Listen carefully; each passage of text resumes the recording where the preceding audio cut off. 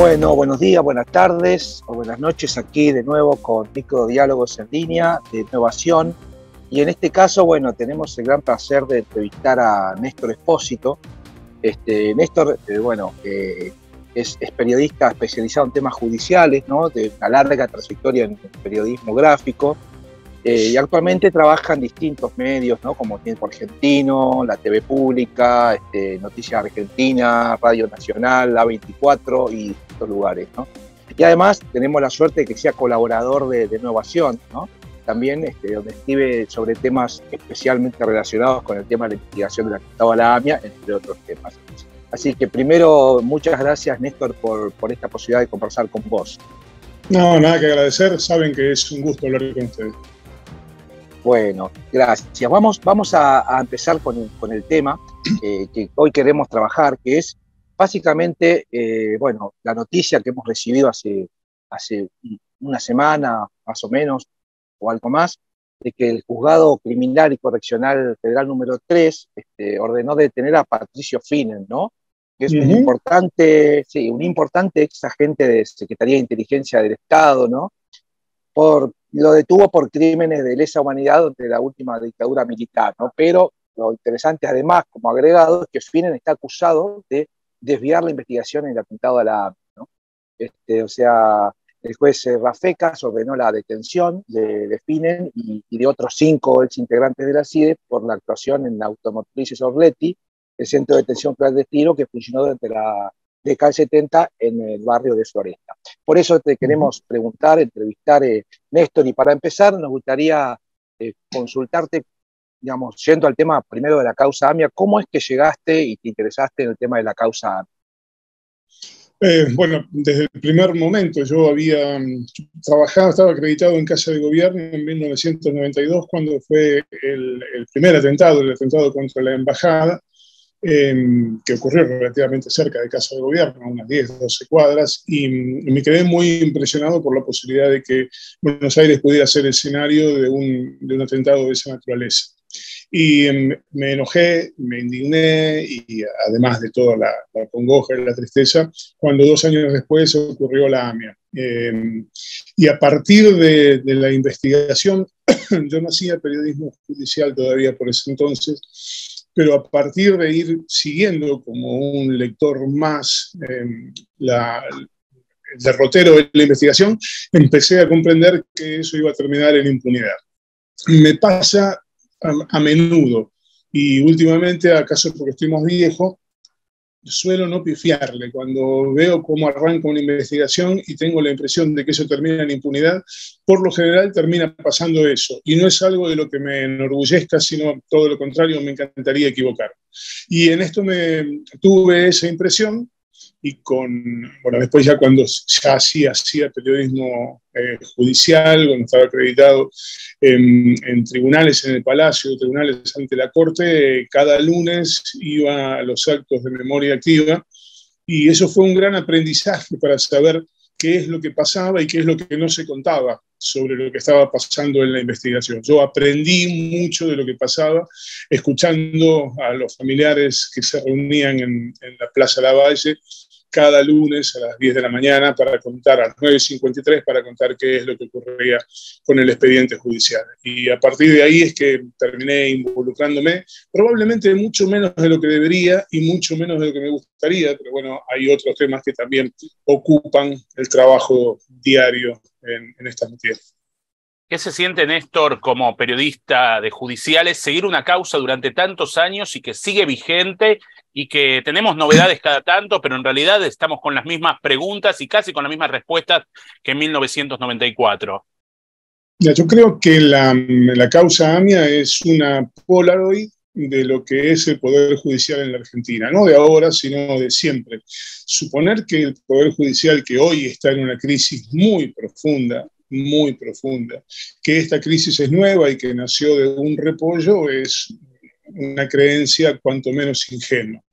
Estas cosas que hacen que hoy la causa AMIA siga igual de impune que hace 20 años son la demostración palmaria de cómo funciona el Poder Judicial en la Argentina, que como todo poder tiende a protegerse a sí mismo. El poder siempre busca proteger al poder.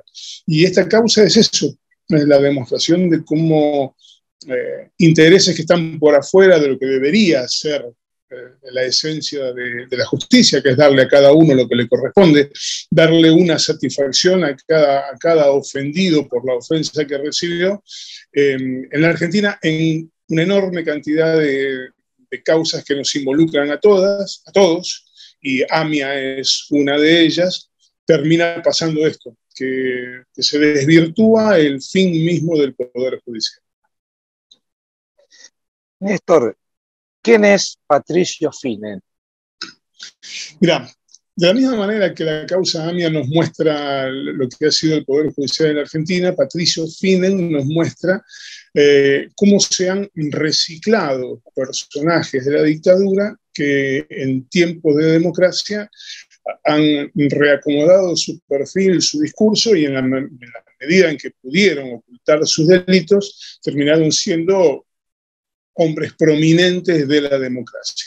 Y el primer nombre que se me viene a la cabeza es el de Raúl Guglielminetti, quien terminó siendo custodio de Raúl Alfonsín. Pero hay decenas de nombres similares, algunos de ellos que todavía andan dando vueltas por la actividad pública, acaso olvidando o ocultando su pasado tenebroso. Patricio Finnen era uno de los hombres más importantes de la CIDE en los tiempos del gobierno de Carlos Menem. Ahora, a partir de una investigación que lleva adelante el juez Daniel Rafecas, nos enteramos que también era un hombre vinculado con la represión durante la última dictadura y que tenía un compromiso personal muy fuerte con lo que ocurría en la represión de Automotores Orleti. Para quien no tenga demasiada referencia, Automotores Orleti era uno de los, estaba enclavado en plena capital federal, era un centro clandestino de detención, de torturas y desaparición de personas. Desde allí, por allí pasaron decenas de detenidos desaparecidos, de los cuales todavía hoy no hay ninguna noticia. Y Patricio Finnen, según lo que determinó el juez Rafecas, era uno de los que en su juventud aparecía por allí. Luego se recicló, siguió siendo un agente de inteligencia, se reacomodó, transcurrió durante el gobierno de 1983 a 1989 en un segundo plano, y volvió a recobrar cuando se creó el Fuero Federal Porteño, cuando los servicios de la inteligencia volvieron a tener preponderancia y además tuvieron una cercanía, por cierto, promiscua con las investigaciones penales que pasaban por el Fuero Federal recientemente creado y con sus jueces designados por Carlos Menem. Patricio Finnen pasó a ser uno de los hombres importantes en esa estructura de, lo voy a decir con muchas comillas para que se entienda, investigación que realizaban los jueces federales valiéndose de los servicios de inteligencia.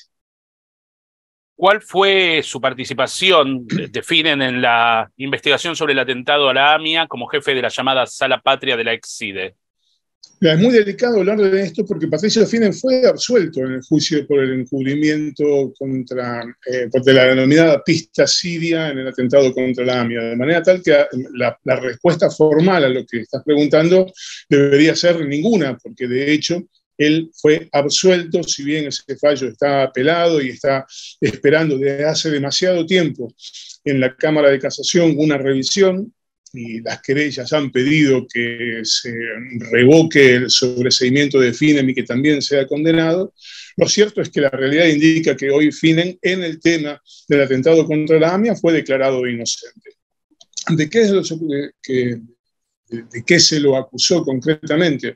De haber tenido una participación directa en la gestión que terminó con el pago de los 400 y pico de $1.000 a Carlos Tejeldín para que terminara involucrando a policías bonaerenses en el atentado y desviando la línea de investigación que conducía hacia la denominada pista siria a Alberto Canore Edul, esa pista que nunca se profundizó y que al día de hoy sigue sin estar profundizado. Él fue acusado e insisto, fue declarado inocente de haber tenido incidencia, participación y determinación en esa secuencia que posibilitó que de la CIDE salieran los 400 y pico de mil dólares con los que el juez Juan José Galeano, él sí condenado, le pagara a Carlos Tejeldín para que variara su declaración y terminara involucrando a agentes de la policía bonaerense.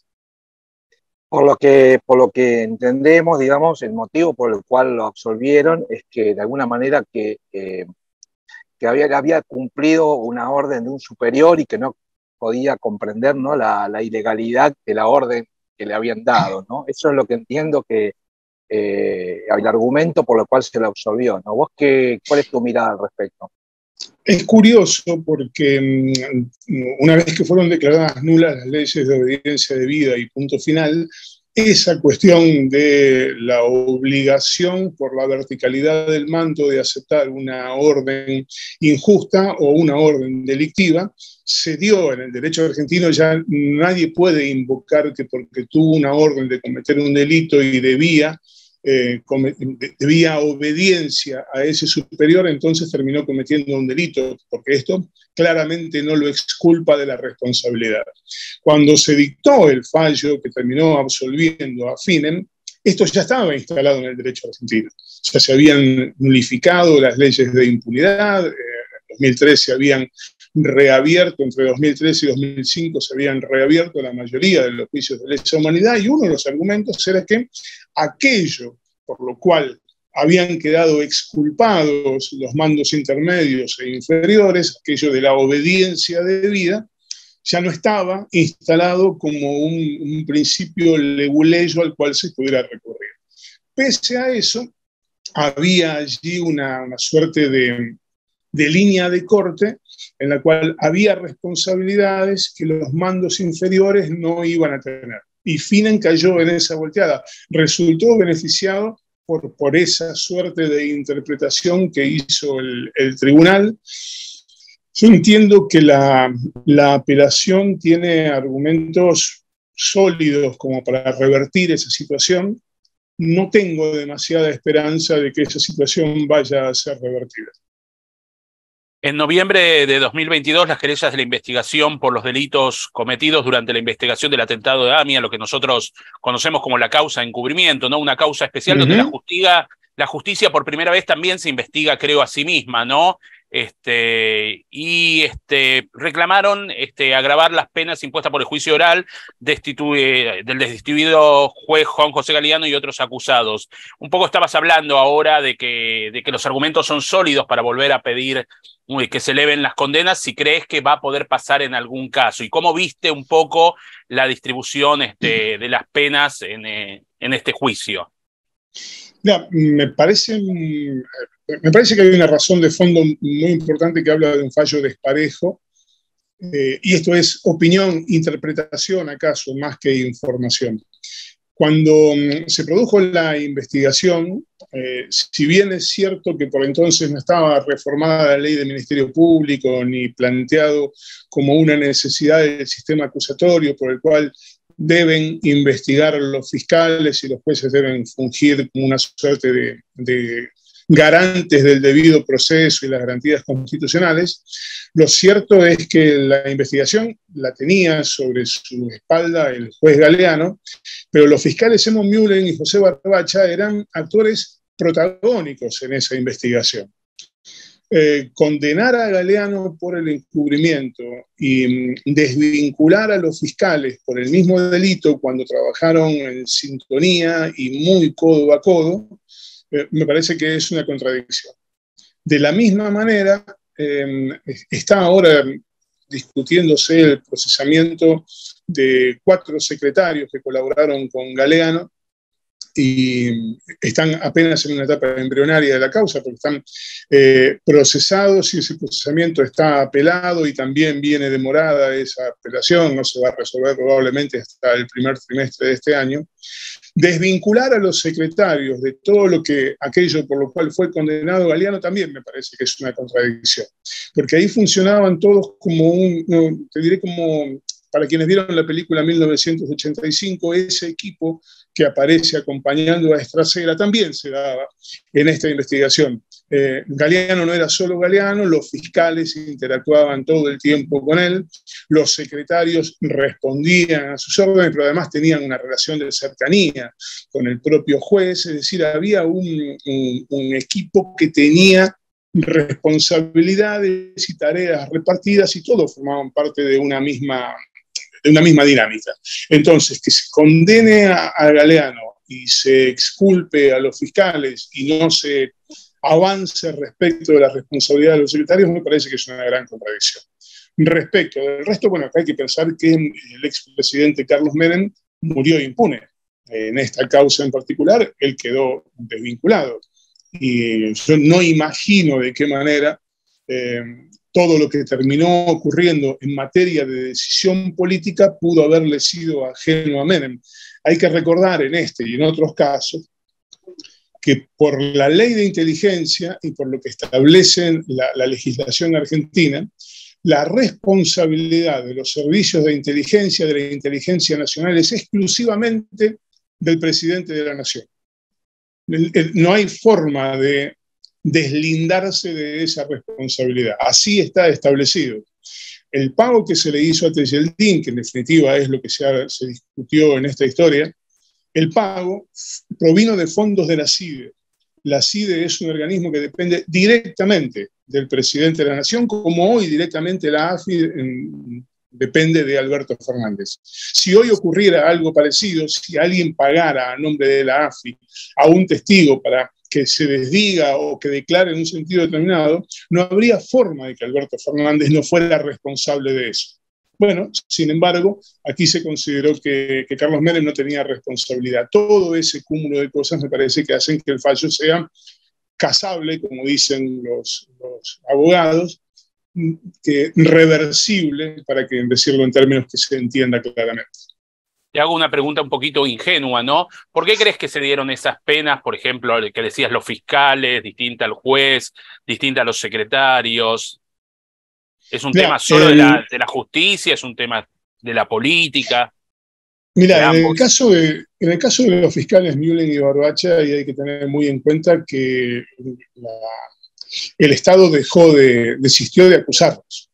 El Estado, por una decisión del entonces ministro Germán Garabano, desistió de sostener la acusación, con lo cual, si el Estado, que es querellante y que supuestamente está interesado en que se esclarezca lo que ocurrió, deja de demostrar interés en esa condena, pues entonces resulta para el tribunal muy cuesta arriba condenar, sobre todo por el principio acusatorio, en que la acusación depende básicamente del fiscal que representa a toda la sociedad y especialmente del ofendido. Si el ofendido dice yo no tengo nada que reclamarle, le es difícil al tribunal avanzar en contra de esa opinión. Pero más allá de esto, que es un obstáculo que incluso podría ser superado, podría ser salvado, la impresión que yo tengo es que después de tanto tiempo, de tanta prueba perdida, de tanta prueba tergiversada, lo que termina ocurriendo es que el tribunal se encuentra muy limitado en cuanto al caudal probatorio, en cuanto a las pruebas que tiene a la mano para avanzar en una condena, y no puede condenar porque supone un imputado puede ir a juicio, porque hay indicios, vehementes, concordantes, todo eso que dicen los abogados, una persona puede ir a juicio. Pero para ser condenado hace falta bastante más que eso, hacen falta certezas. Yo entiendo que el tribunal de la causa AMIA ha tenido la actuación que pudo tener, que podría haber sido acaso más riguroso, que podría haber tenido una mirada un poco más con perspectiva histórica, probablemente sí. Pero si se atiene estrictamente a lo que tenía para juzgar, como elemento de prueba para juzgar, probablemente haya hecho lo único que podía hacer. Sí, ya en su momento también Mariana Stillman y Sima de Villa también adelantaron parte de esto en su momento, que también fueron entrevistados por el periódico. Claro. Néstor, ¿cuál fue la relación de Finen con Aníbal Gordon? Mira, yo no tengo muy en claro cuál fue la relación personal de Finnen con Aníbal Gordon. Aníbal Gordon era el hombre fuerte de los servicios de inteligencia durante la dictadura. No sé si ustedes se acuerdan, pero la figura de Aníbal Gordon era una figura desconocida para el común de la gente, hasta que en las postrimerías de la dictadura hubo un episodio muy confuso en el que un personaje también muy confuso, ya muerto, llamado Guillermo Patricio Kelly, denunció que había sido secuestrado por la patota de Aníbal Gordon.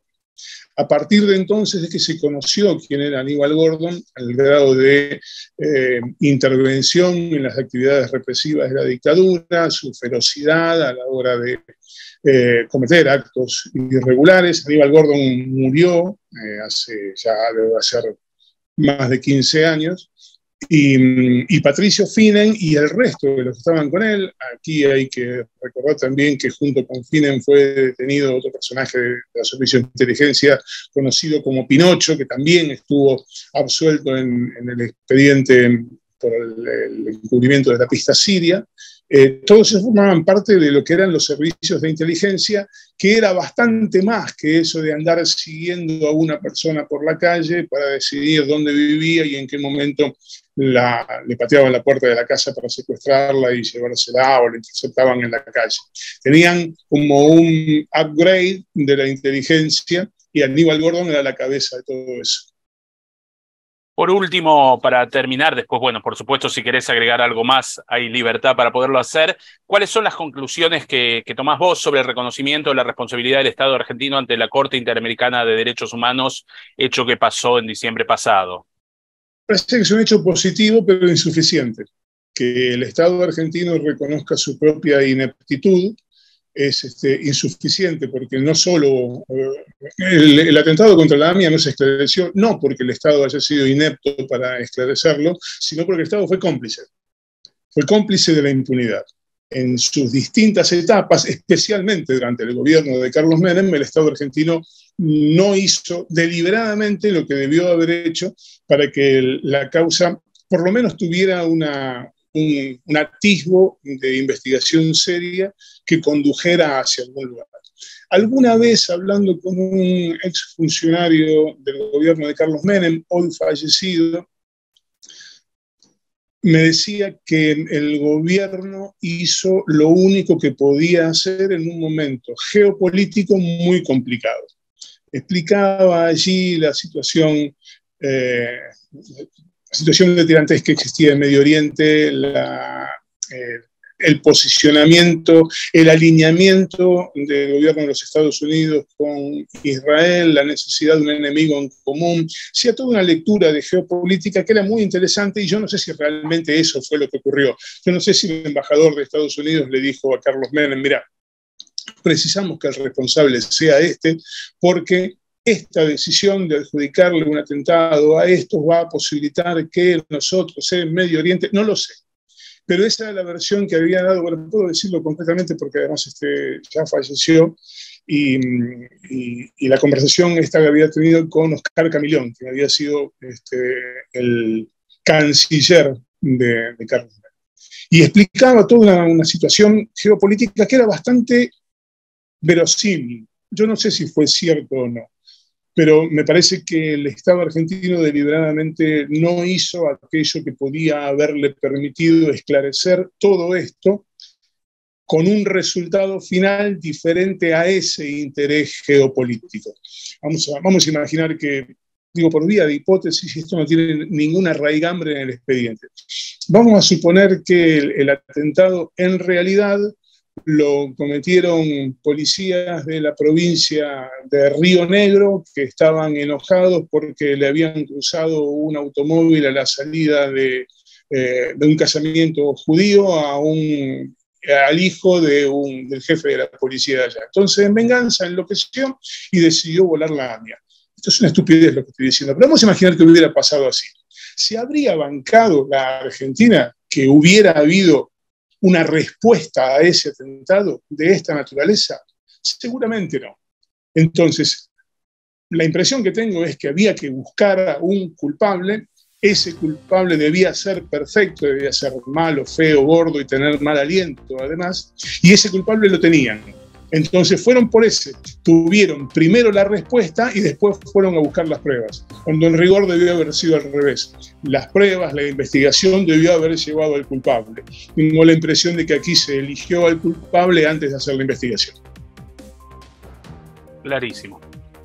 Gracias, Néstor. Muchísimas gracias por esta conversación, que cual, bueno, aprendimos muchas cosas y bueno, también podemos dar a conocer mucha de la perspectiva tuya y bueno, y este tema que en particular a Nuevación nos atañe tanto, ¿no? Así que muchísimas gracias una vez más por estar siempre atento a todos los pedidos nuestros y demás. Y bueno, nos despedimos hasta el próximo Microdiálogos en Línea, ¿eh? Hasta luego. Hasta luego y feliz 2023, Néstor, y gracias como siempre por tus lúcidas palabras. Muchas gracias a ustedes, les mando un abrazo.